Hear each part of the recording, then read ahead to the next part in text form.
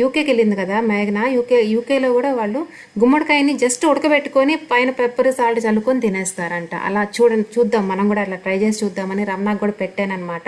ఇంకా దీంట్లో మెగ్నీషియం ఉంటుంది, పొటాషియం ఉంటుంది, కాల్షియం ఉంటుంది. ఈ మూడు కంబైన్డ్గా కలిసి మన బోన్స్ని స్ట్రాంగ్గా ఉంచడం కోసం చాలా హెల్ప్ అవుతుంది అనమాట.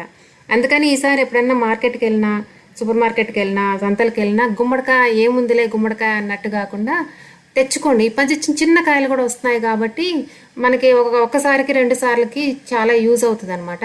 కొంచెం పెద్ద కాయలు తెచ్చుకున్నా కానీ ఎలా స్టోర్ చేసుకోవాలో నేను ఇప్పుడు చూపిస్తాను మీకు. గింజలు తీసేసి స్టోర్ చేయాలి. రమణానే అన్ని ముక్కలు కొట్టేశాడు.